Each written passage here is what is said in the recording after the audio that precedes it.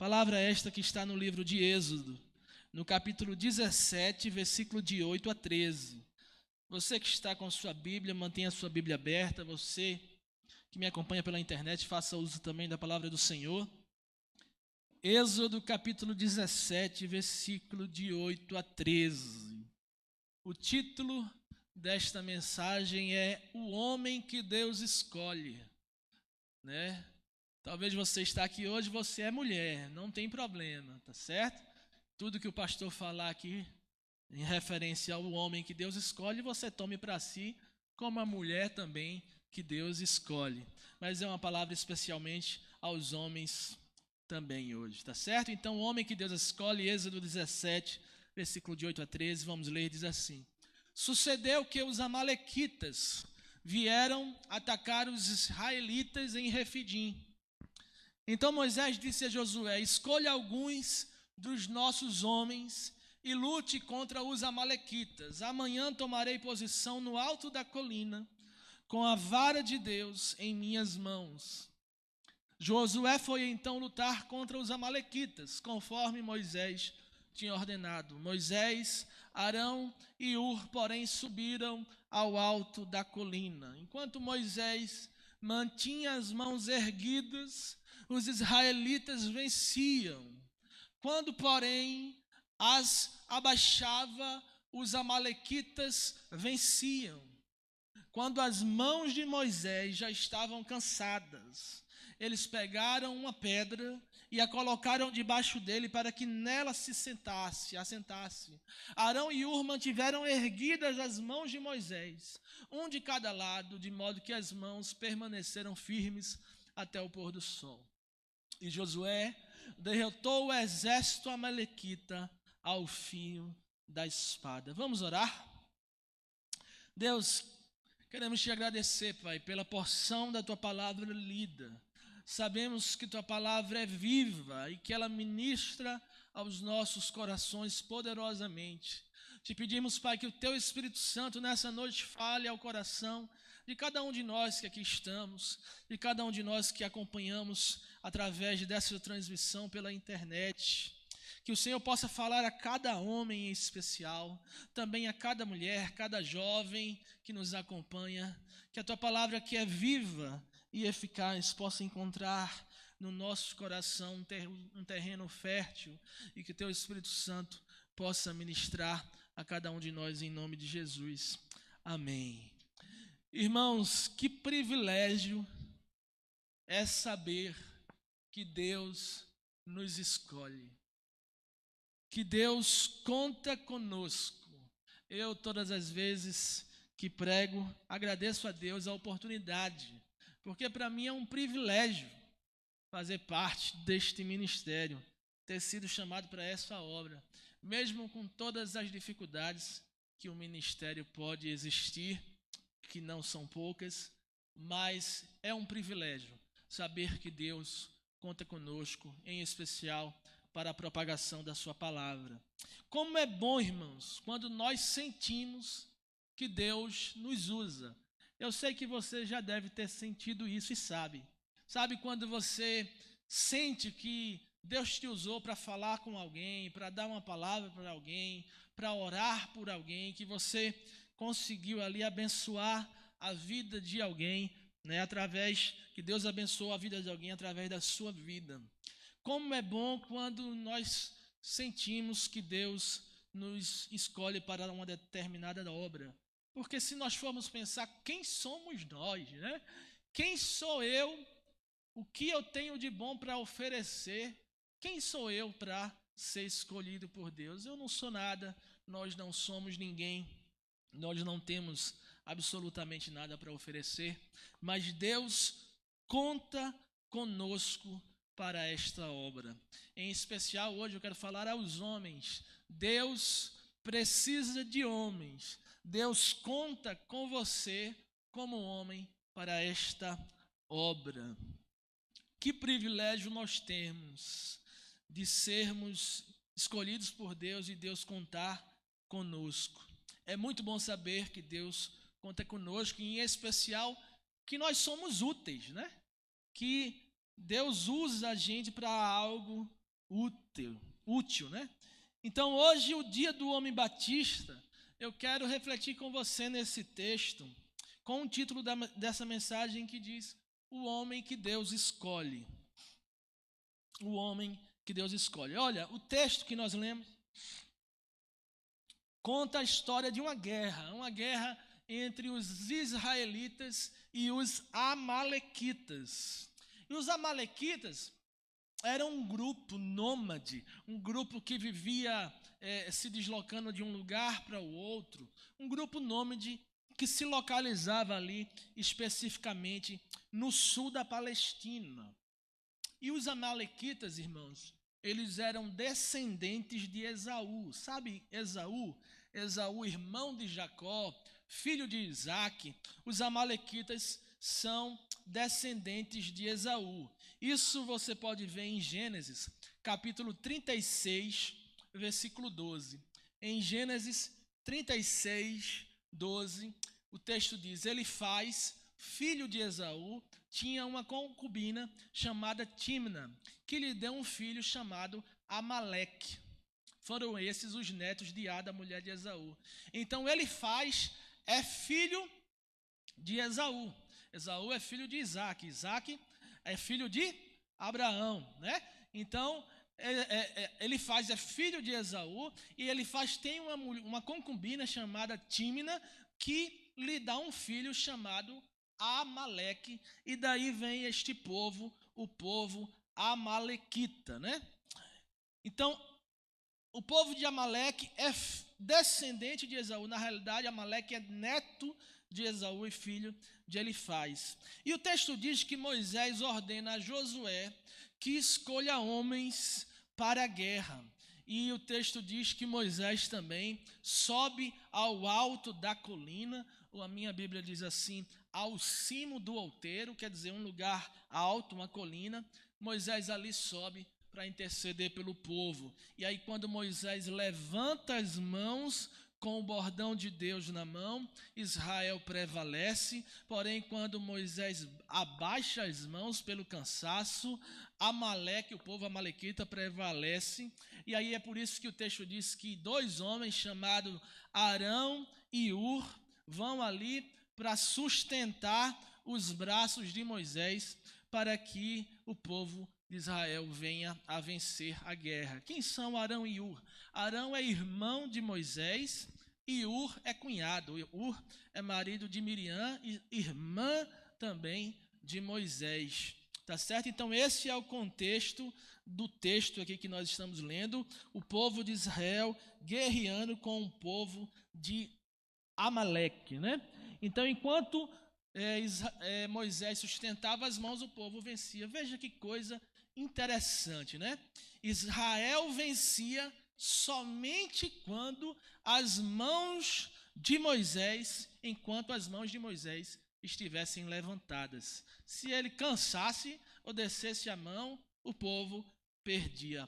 Então, irmãos, o título desta mensagem é O Homem que Deus Escolhe, e eu quero convidar você para que nós possamos analisar aqui no texto quais são as características desse homem de Deus que Deus escolhe.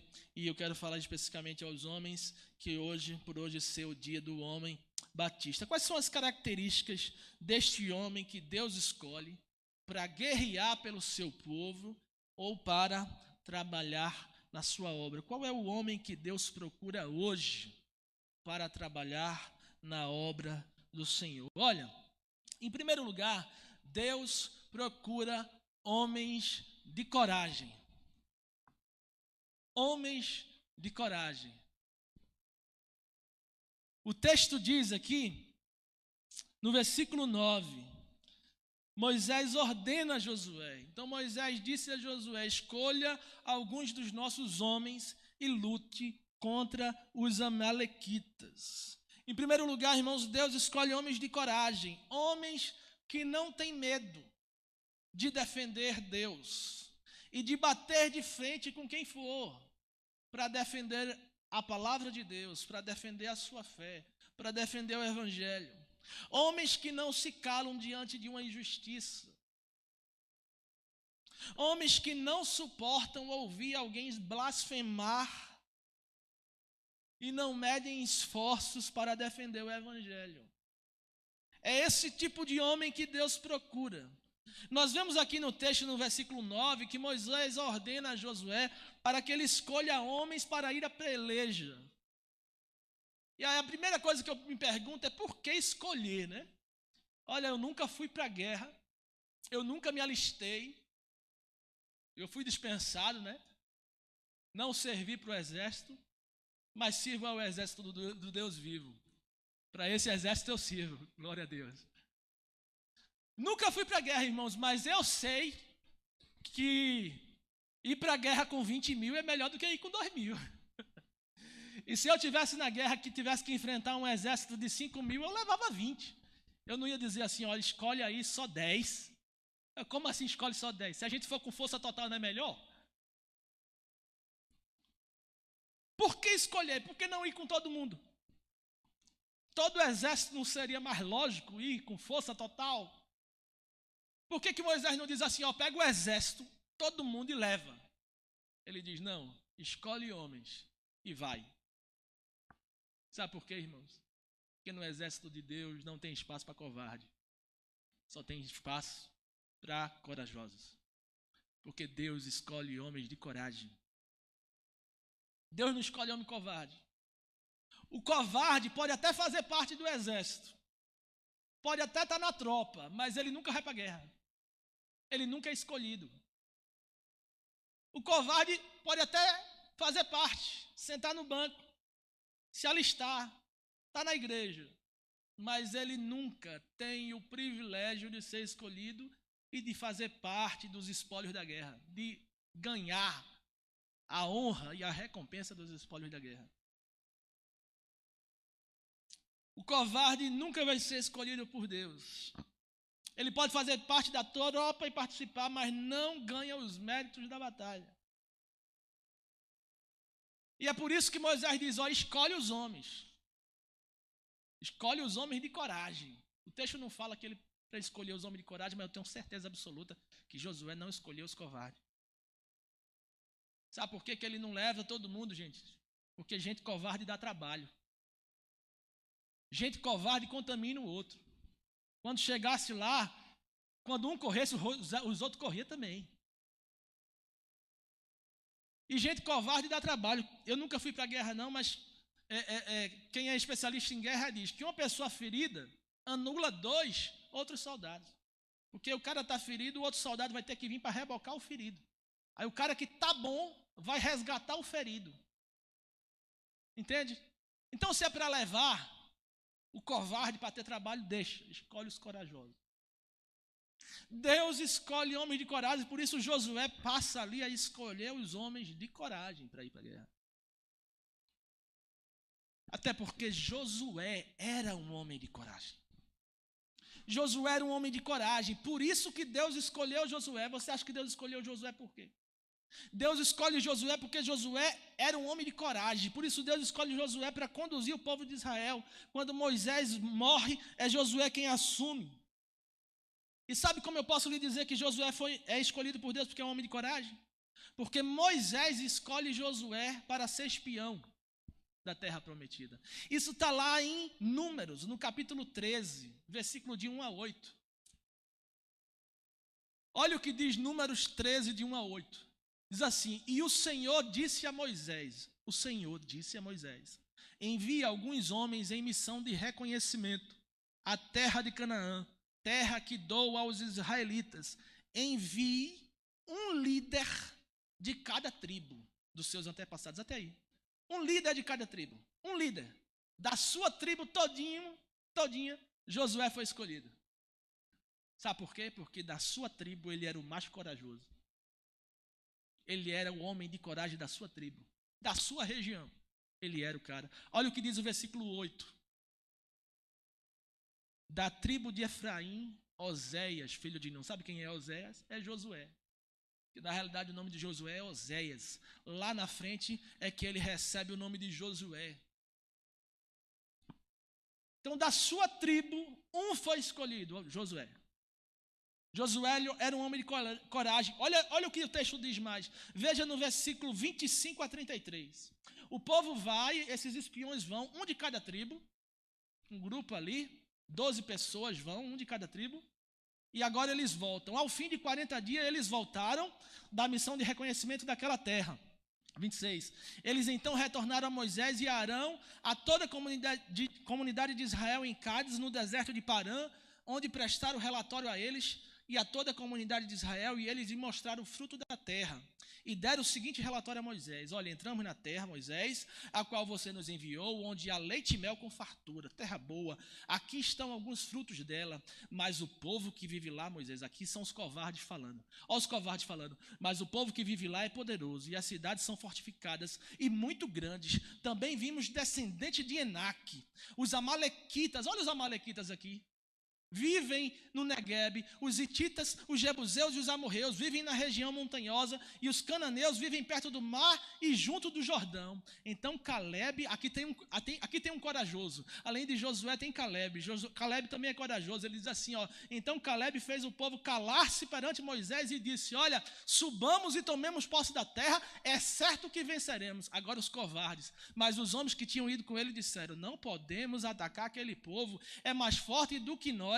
E espalharam entre os israelitas um relatório negativo acerca daquela terra. Disseram: a terra para a qual fomos em missão de reconhecimento devora os que nela vivem. Todos os que vimos são de grande estatura. Vimos também os gigantes e os descendentes de Enaque, diante de quem parecíamos gafanhotos, a nós e a eles. Olha, esse povo é tão covarde que eles viram um gigante e se compararam como gafanhoto. Se comparar a gente com eles, a gente é um gafanhoto. Aí veja o que diz o versículo, capítulo 14, versículo 6. Capítulo 14, versículo 6. Além de Caleb ser um homem de coragem, há também ali naquele povo outro homem de coragem, Josué, filho de Num, que nem o texto que nós lemos de capítulo 13, versículo 8. Oséias, filho de Num, Josué, filho de Num, é a mesma pessoa, Oséias e Josué, filho de Num. Então Josué, filho de Num, e Caleb, filho de Jefoné, dentre os que haviam observado a terra, rasgaram as suas vestes e disseram a toda a comunidade dos israelitas: a terra que percorremos em missão de reconhecimento é excelente. Se o Senhor se agradar de nós, olha o homem de coragem falando, Ele nos fará entrar nessa terra, onde há leite e mel com fartura, e a dará a nós. Somente não sejam rebeldes contra o Senhor, e não tenham medo do povo da terra, porque nós os devoraremos como se fossem pão. Olha o homem de coragem falando. A proteção deles se foi, mas o Senhor está conosco. Não tenha medo deles. Olha, você viu a diferença do covarde para o de coragem? O homem covarde, ele disse assim: olha, a gente é gafanhoto perto desses caras. Esses caras são monstros, esses caras são enormes. Eles vão pisar a gente é gafanhoto. O homem de coragem diz assim: ó, a gente vai devorar eles como se eles fossem pão. A gente é muito maior. Eles são pão. A gente pega assim, ó. Acabou-se. Josué era um homem de coragem, irmãos. Por isso que Deus escolhe Josué. Josué foi escolhido na sua tribo, o único da sua tribo, certamente porque era o homem mais corajoso da sua tribo. No texto aqui nós lemos as palavras de Josué: nós devoraremos esses homens como se fossem pão. Ele olha para um gigante e tem coragem de dizer: isso aí não é nada, porque Deus vai conosco, nós devoraremos como se fossem pão. Irmãos, Deus escolhe homens de coragem. E como é difícil achar homens de coragem, irmão. Já está difícil achar homem, vamos combinar. E de coragem é mais. Porque hoje é mais fácil achar menino do que homem. Você sabe que tem uma diferença entre ser homem e ser menino, né? Às vezes, a pessoa tem idade para ser homem, mas é menina. Irmãos, como é difícil achar homens de coragem. Sabe por quê? Porque a maioria de nós opta por se calar. A maioria de nós não tem coragem de defender a Deus ou defender a sua fé. As palavras de João Calvino diz assim: o cão late quando o seu dono é atacado. Eu seria um covarde se visse a verdade divina ser atacada e continuasse em silêncio sem dizer nada. Porque até um cão, irmãos, avança quando o seu dono é atacado. Mas muitos de nós, muitas vezes, vemos a verdade divina ser atacada e nós optamos por nos calar, porque afinal de contas, eu não quero ter problema com ninguém, né? Deus escolhe homens de coragem.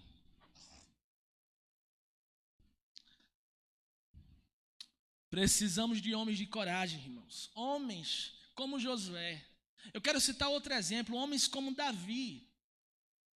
Davi é um homem de coragem. Um homem que enfrentava leão, que enfrentava urso e enfrentava gigante. Olha o que diz 1 Samuel 17, 32. 1 Samuel capítulo 17, versículo 32. Veja na sua Bíblia aí para ver se está certo. Se é isso mesmo que diz. Olha aí, ó. Davi disse a Saul: ninguém deve ficar com o coração abatido por causa desse filisteu. Isso é Davi falando. Teu servo irá e lutará com ele. Respondeu Saul: você não tem condições de lutar contra esse filisteu. Você é apenas um rapaz. E ele é um guerreiro desde a mocidade. Davi, entretanto, disse a Saul: teu servo toma conta das ovelhas de seu pai.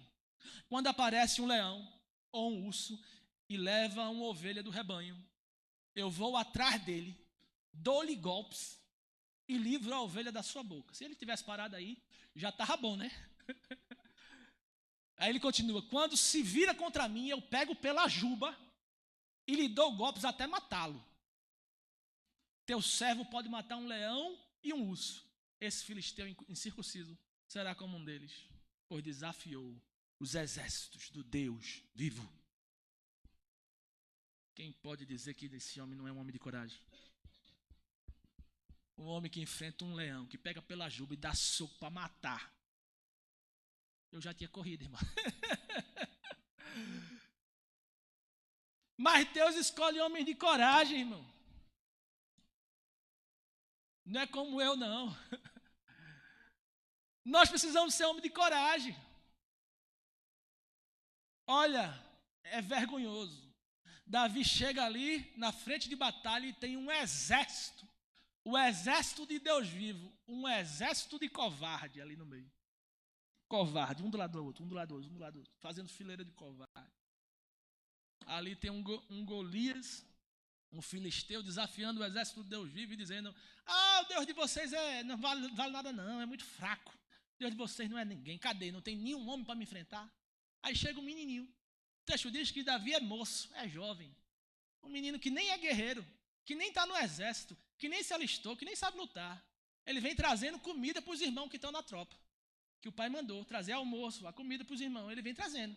Ele chega lá, vê o filisteu, o gigante, falando do Deus vivo. Ele se revolta, porque ele é um homem de coragem. Ele não tem medo. Aí ele diz: olha, não tem problema não, eu vou lutar.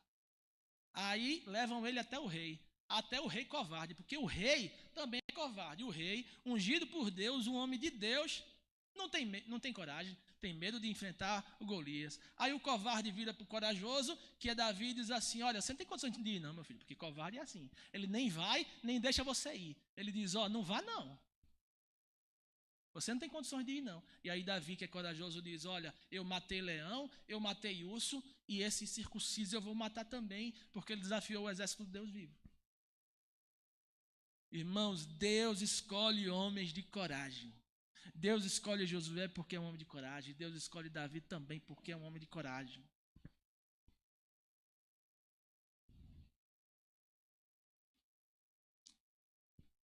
É de homens assim que Deus precisa, e é por isso que Deus escolhe também Davi, irmãos. Deus precisa de homens de coragem na obra.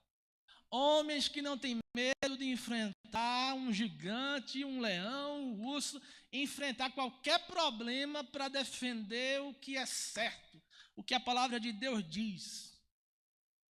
que não arredam, que não negociam a palavra. Eu vou abrir uma brechinha aqui e não vou falar, porque senão os irmãos vão ficar com raiva de mim. Eu vou dizer que pode, porque se eu disser que não pode, é problema. De covarde, Deus precisa de homem de coragem. Irmãos, que nós sejamos homens de coragem para testemunhar do Evangelho e para nos posicionarmos diante da sociedade. Porque é preciso ter coragem para se posicionar como crente no mundo que a gente vive. É preciso ter coragem para você se posicionar como crente perante seus amigos, que vão ficar brincando com você. É preciso ter coragem para você se posicionar como crente perante seus parentes. É preciso ter coragem para se posicionar como diferente, como servo de Deus. É preciso ter coragem também, irmão, para ser fiel. Porque no mundo que a gente vive hoje, com tanta devassidão moral, é preciso ter coragem para você ser fiel e dizer: eu sou fiel. Sou fiel a Deus, sou fiel à minha esposa. É preciso ter coragem para ser. É preciso ter coragem, irmãos, para ser homem. É preciso ter coragem para ser o cabeça da casa. Para dizer: olha, eu sou o cabeça da casa aqui. Às vezes o cara não tem nem coragem para isso. Porque se ele falar alguma coisa, a mulher engole. Mas é preciso ter coragem para tomar a rédea da situação. É preciso ter coragem, irmãos, para amar a sua esposa como Jesus amou a igreja. Isso não é para qualquer um. Isso não é para menino. Isso é para homem.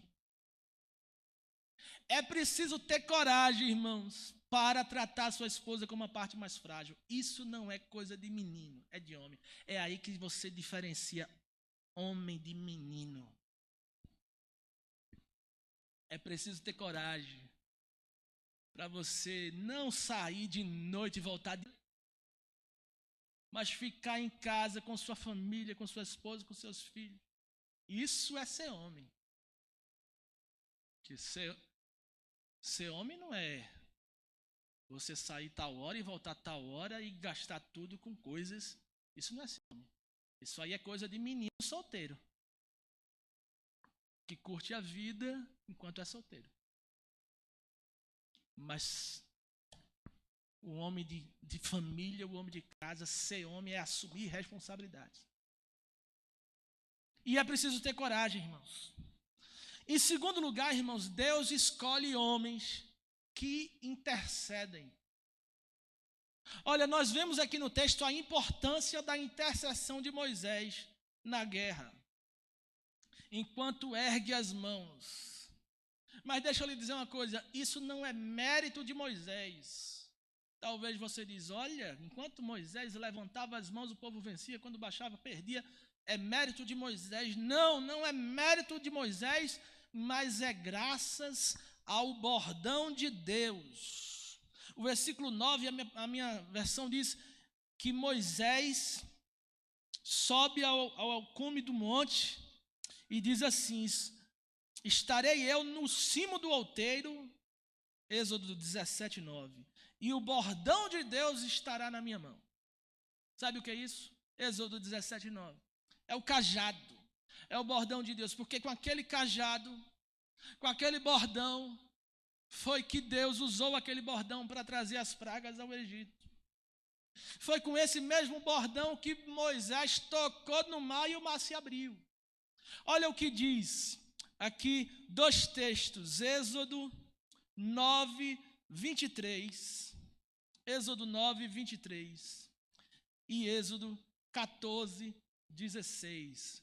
Êxodo 9, 23 e Êxodo 14, 16 diz assim, Êxodo 9, 23. E Moisés estendeu o seu bordão para o céu, o Senhor deu trovões e chuva de pedras, e o fogo desceu sobre a terra, e fez o Senhor cair chuva de pedras sobre o Egito. Foi com bordão. Agora, Êxodo 14, 16. Moisés está diante do mar e Deus diz: e tu, levanta o teu bordão, estende a mão sobre o mar e divide-o, para que os filhos de Israel passem pelo meio do mar em seco. É graças ao bordão de Deus, é o bordão de Deus que traz as pragas para o Egito, é o bordão de Deus que divide o mar. E os homens aqui estão lutando, e Moisés com as mãos erguidas, segurando o bordão de Deus. Os homens estão lutando sob o bordão de Deus erguido.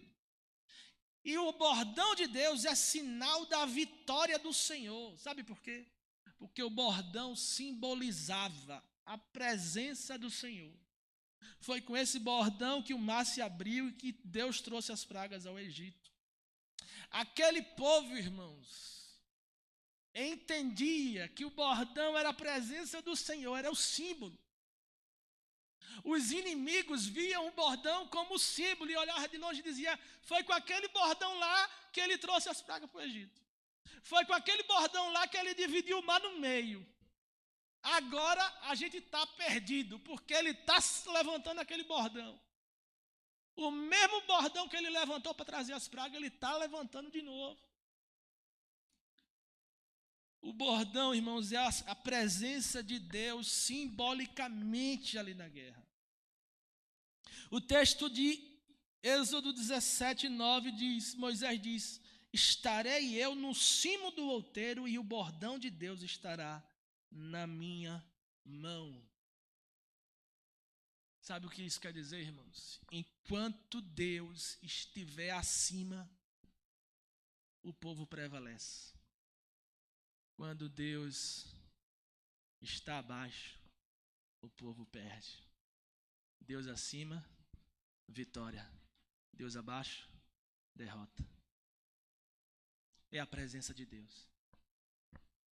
Aquele bordão ali estendido para cima, com Arão e Hur segurando os braços, simbolizavam que Deus estava lutando pelo seu povo. Não eram as mãos de Moisés que traziam vitória, mas a presença de Deus simbolizada pelo bordão acima de todos. Deus está acima de todos. Deus está lutando por seu povo. Até o inimigo, para que o inimigo visse que Deus guerreia por Israel.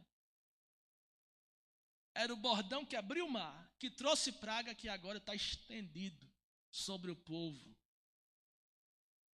A presença de Deus ali. Também, irmãos, a presença de Moisés e sua intercessão pelo povo foram de suma importância para o desfecho dessa história. Deus escolhe homens que oram, irmãos. Deus escolhe homens que intercedem, que são verdadeiros intercessores. Será que nós somos homens de oração? Somos homens que intercedem? Olha, nós precisamos a obra de Deus precisa de homens que intercedam pela obra.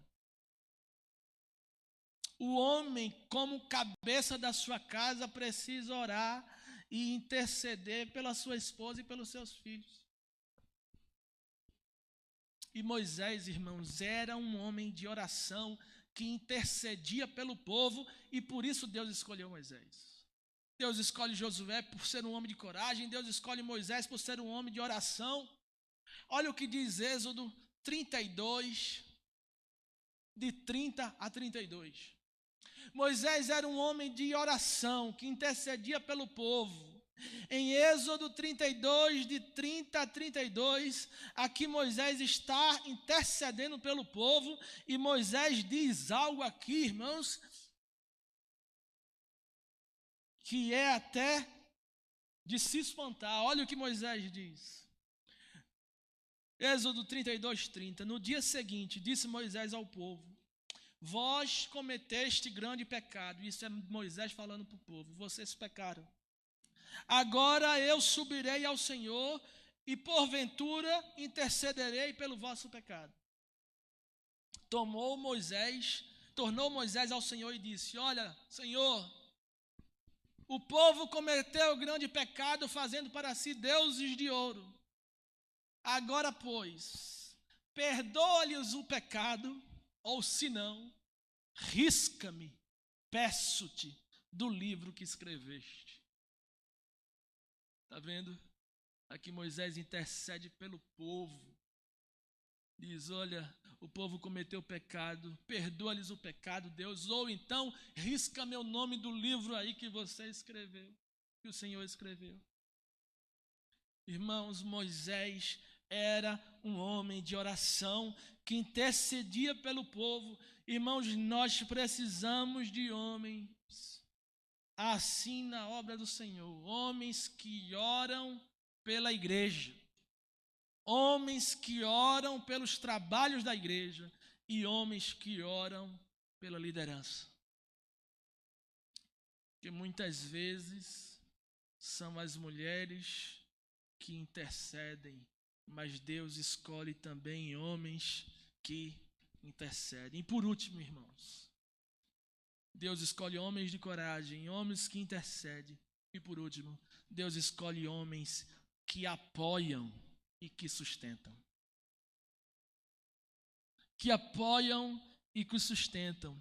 Olha, aqui o texto diz, versículo 10, fez Josué como Moisés lhe dissera e pelejou contra Amaleque.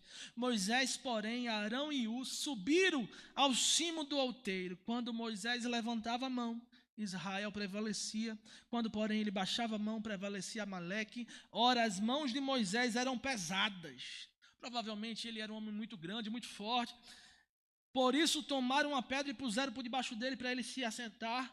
Arão e Hur sustentavam-lhe as mãos, um de um lado e outro do outro. Assim lhe ficaram as mãos firmes até o pôr do sol. Irmãos, olha, imagine você ficar com a mão para cima, segurando um cajado que não devia ser leve, até o pôr do sol. Devia doer bastante, por isso que as mãos eram pesadas.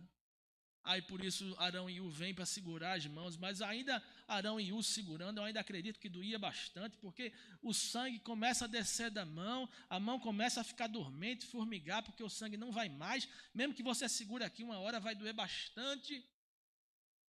Irmãos, vemos aqui no texto a importância de Arão e Hur nesse contexto. O texto diz que as mãos de Moisés eram pesadas, que Moisés cansava, e por essa razão Arão e Hur lhe sustentavam as mãos. Deixa eu perguntar para você, o que seria dessa guerra se não tivesse Arão e Hur para segurar as mãos de Moisés, para sustentar? O que seria, meu irmão, da guerra se não tivesse Arão e Hur para sustentar, para apoiar? Qual seria o desfecho dessa história se não tivesse Arão e Hur para apoiar e sustentar? Sabe o que isso quer dizer, irmãos? É que a obra de Deus precisa de homens que apoiam e sustentam. E eu louvo a Deus, irmãos, pela vida dos homens que nós temos. Eu não vou citar nomes, mas temos homens aqui na igreja que apoiam e que sustentam a obra. É verdade que não são muitos, mas temos. Queria eu ter muito mais. Porque a obra de Deus precisa, irmãos, de homens que apoiam e sustentam. Eu louvo a Deus pela vida daqueles que apoiam e sustentam esse ministério. Mas a verdade, irmãos, é que na maioria das vezes, a grande maioria das pessoas que apoiam e sustentam são as mulheres. A grande maioria das pessoas que apoiam e sustentam são as mulheres. E na maioria das vezes, irmãos, isso é um fardo muito pesado para as mulheres. Porque as mulheres têm os seus afazeres domésticos e ainda se desdobram para apoiar o trabalho da igreja e para sustentar.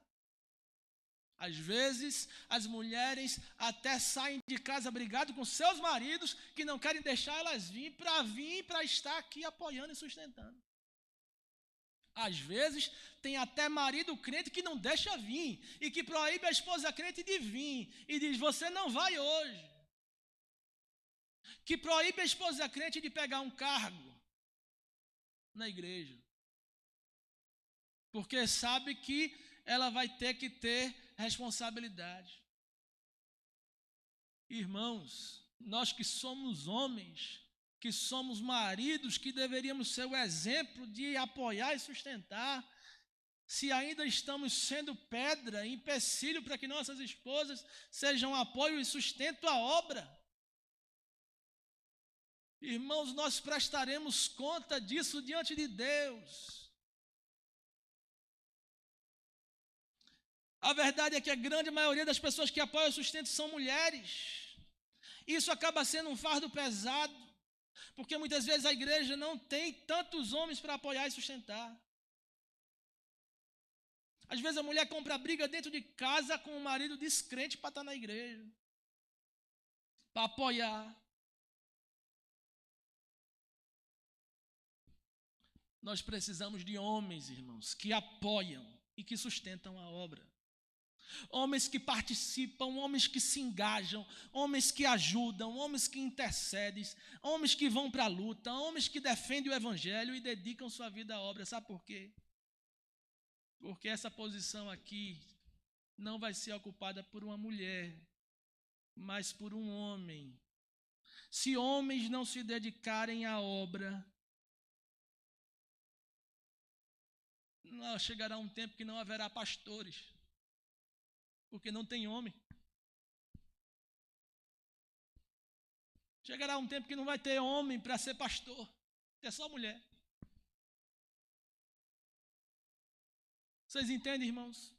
Como a obra de Deus precisa de homens, precisa de mulheres também, precisa, mas precisa de homens também. E muitas vezes a maior parte daqueles que sustentam e apoiam são mulheres. Nós precisamos de homens que participam, se engajam, ajudam, intercedem, vão para a luta, defendem e dão sua vida para o evangelho. Sabe por quê? Porque quando um homem apoia, quando um homem sustenta, na maioria dos casos, toda a família sustenta, toda a família apoia. Quando um homem apoia, toda a família vem junto. Perceba, se a mulher diz eu vou para a igreja, aí às vezes o homem diz assim, não vou não, vai lá. Se ela tem filhos pequenos, ela até leva. Mas quando os meninos crescem, ela diz, não vou não, papai não vai. Agora, quando o homem vai para a igreja, a mulher diz, não vai não, você vai. Se o menino diz, não vou não, quem disse não vai? Vai. É ou não é? Irmãos, quando um homem apoia e sustenta, a família apoia e sustenta. Porque ele é o cabeça da casa. Porque ele tem a voz de autoridade. Eu vejo mulher vir sozinha para a igreja, mas dificilmente eu vejo um homem vir sozinho para a igreja. Dificilmente. A não ser quando acontece alguma coisa, eu pergunto, cadê a irmã? A irmã não pôde vir hoje, tá não sei o que, teve uma coisa lá em casa. Mas fora isso, nunca é assim, eu dizer assim, cadê a irmã? Não quis vir não. Nunca vi, nunca. Agora quando é mulher, diz, cadê o irmão? Eles não quis vir não.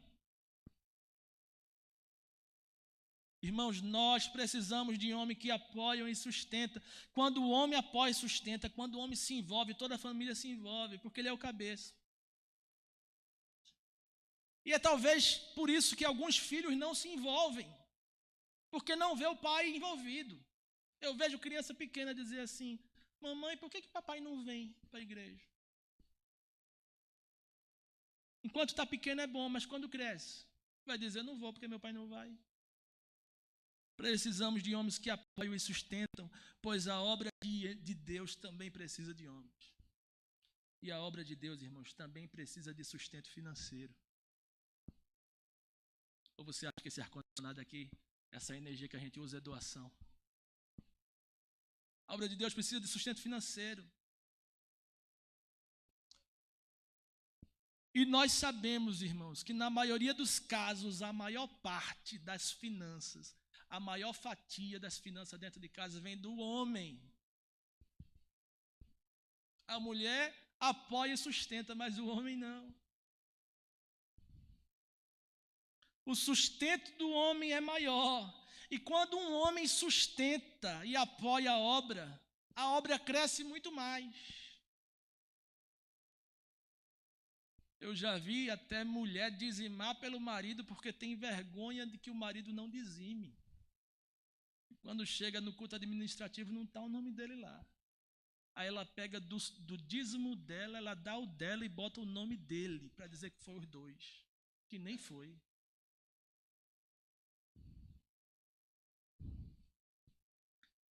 Irmãos, a obra de Deus precisa de homens, que sejam homens. Pela misericórdia de Deus, irmãos, seja homem. Nós precisamos de homens, homens de verdade, homens de coragem, homens intercessores que apoiam e sustentam a obra de Deus. Que Deus possa encontrar este homem que Ele procura em cada um de nós. Amém? Eu quero orar nessa noite, especialmente aos homens, pelos homens. Você que é homem, chega aqui na frente.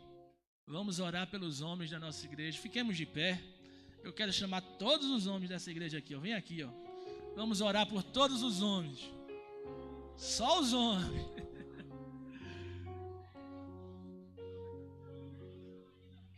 Amém.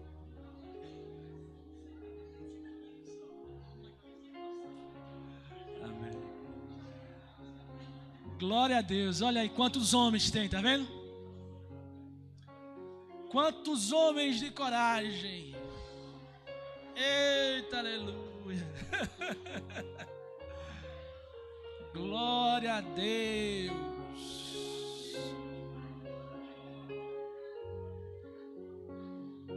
É homem. Glória a Deus, irmãos. Nós louvamos a Deus pela vida de cada homem. Louvamos a Deus pela vida de cada homem, porque nós temos homens aqui, irmãos, que sustentam, que apoiam, que intercedem. E glória a Deus por isso. Quero convidar você que é mulher para estender a sua mão sobre a vida desses homens. Nós vamos orar pela vida de cada homem e abençoar esses homens em nome de Jesus. Amém? Pai, eu te louvo, Deus, pela vida de cada homem aqui dessa igreja. Por aqueles também que não estão conosco nessa noite, mas que fazem parte desse rebanho. Que o Senhor, Pai, possa capacitar cada homem como cabeça da sua casa, como chefe do seu lar, como pastores da sua família, Pai.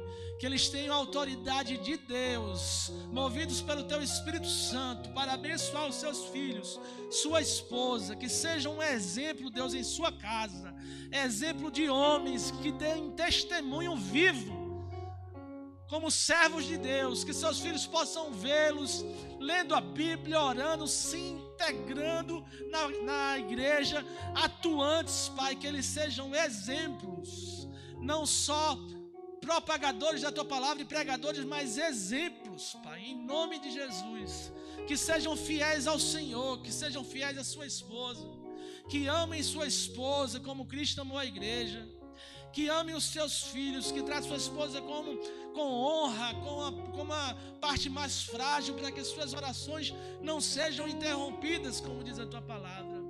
Pai, nós oramos por cada homem deste que é coluna da Tua igreja, baluarte da Tua igreja, que o Senhor levante cada homem como um homem de coragem, como um homem atuante, como um homem envolvido, sustentador, apoiador da obra, intercessor, Pai, da obra. Te louvo, Deus, pela vida de cada homem, pela obra que Tu está fazendo aqui neste lugar. E por cada homem que nos acompanha através da internet. Que hoje, no dia do homem batista, o Senhor possa abençoar cada homem, fortalecer, derramar a Tua unção sobre cada um deles, Pai, em nome de Jesus. Fortalece e levanta cada vez mais, Pai, homens para a Tua obra. Porque é um privilégio nosso e sabemos que o Senhor conta conosco para esta obra. Fica conosco, Pai, em nome de Jesus, é o que eu te peço. Amém.